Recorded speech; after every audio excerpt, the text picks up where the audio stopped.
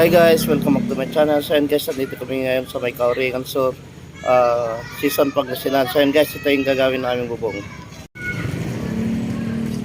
So bale yun guys, yan yung gagawin namin bubong. So medyo may kasikipan yung pesto. So bale yan, ang sukat nyan 4 meters by 11.5. So may mga doon pa sa mga kitchen yung gagawin namin. Bali naka-eskwala yan guys yung gagawin namin bubong. So medyo may kataasan siya.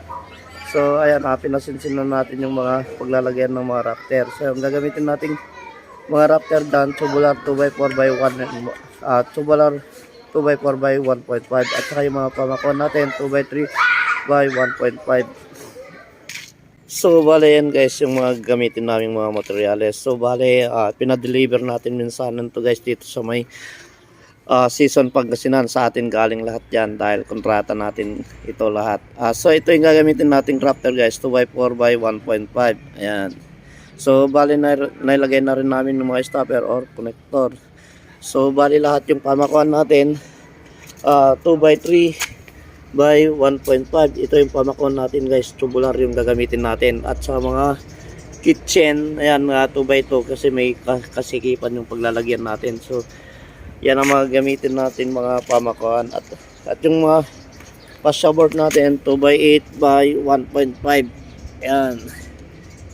So bali yung gagamitin natin yero 0.5. Ayan, 13.50 yung haba ng yero natin. So medyo napakahaba niyan guys. 13.50 yung haba ng yero natin.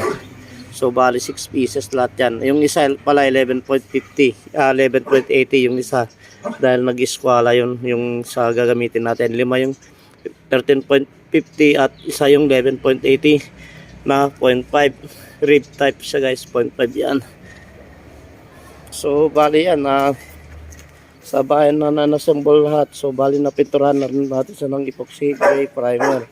At yan kinantuan na rin natin yung mga cutter. Ayan, kinantuan na rin natin yung mga cutter. So naka-ready na yan guys. So bali 0.5 lahat. At syempre meron siyang spandrel ang gagamitin natin na raw wood grain. Ayan, yung wall angle natin, tsaka yung mga spandrel natin na raw wood grain. Iba-iba yung sukat niyan guys. So bali yung mga bulado natin 80 cm. Ayan. So bali yan yung mga spandrel natin. At saka yung mga flashing natin at saka mga gutters.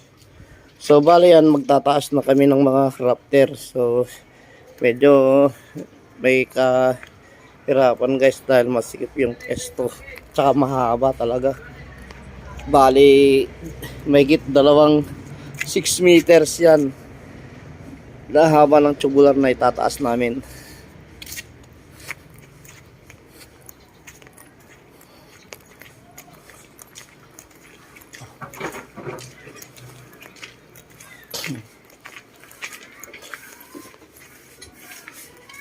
At siyempre yun ang pogi natin kasama.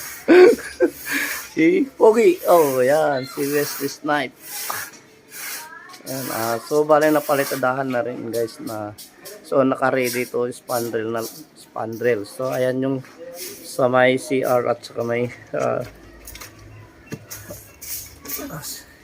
ito may diretso ito sa may kabahayan nila guys. Ayan, bubuksan siguro yan ito. At syempre lalagyan ng mga siguro screen door yung lalagay nila rito. At syempre ito lalagyan natin ng mga spandrel.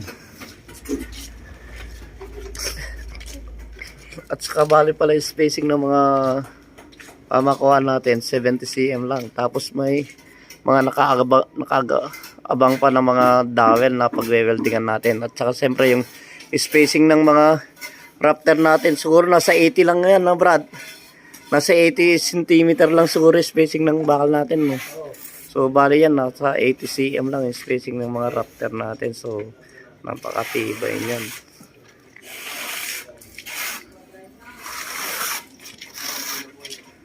So bali yan guys, yan yung mga pinaka kitchen nila. Bubungan din natin yan pero wala nang spandrel yan. Yan. At siyempre yan yung pinaka CR nila. So yan, bubungan din natin at with spandrel. Ayan. So bali guys, bali magbubong na magtataas na kami ng mga rafter.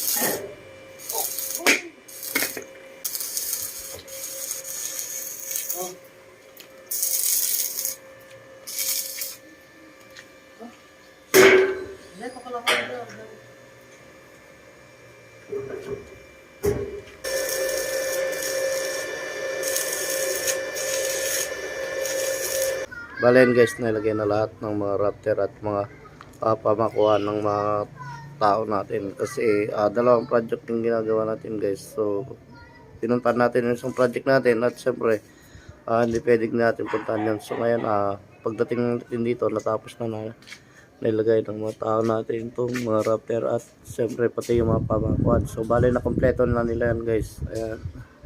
So, pinalagyan pa rin natin ng support dyan guys. Yan, pinalagyan din ng may-ari. Yan, support dun sa may tubular natin. Malaking bagay yan na may support siya. Kasi masyadong mahaba yung router natin. So, bali lahat yan, pati yung mga gilid guys. Bali doble ang stopper na yan. Bali doble ang stopper yan. Pati connector. Ayan. Back to back. Kabilaan.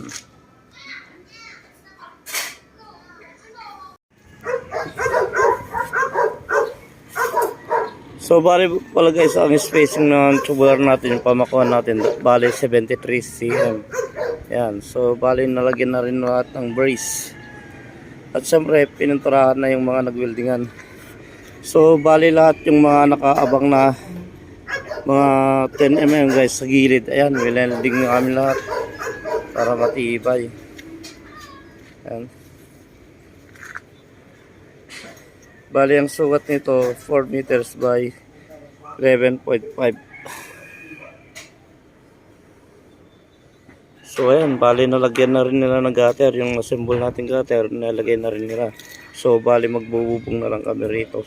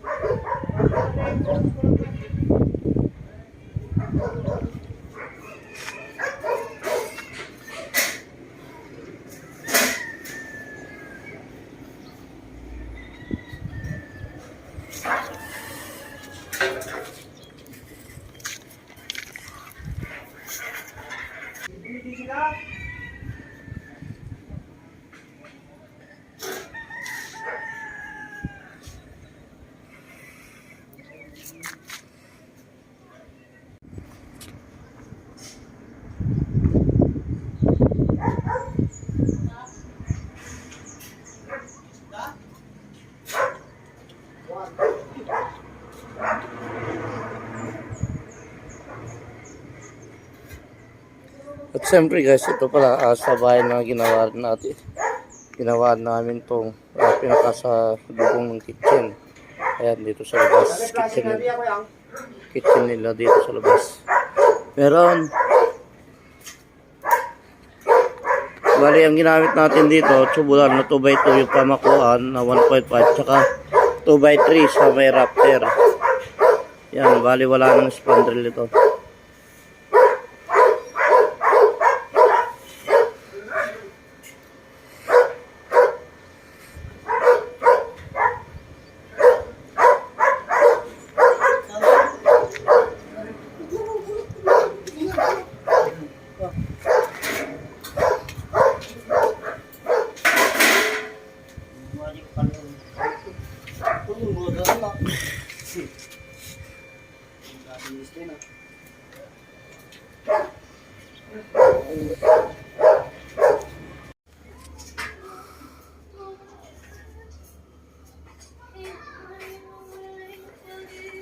So, bali yung ito yung sa gilid ng kabayan, guys. Ayan. Medyo may kataasan to. Hindi second floor to, guys. Medyo mataas nga lang. Medyo mataas na kasi mataas yung flooring nila. Mataas yung tabon sa loob kaya mataas.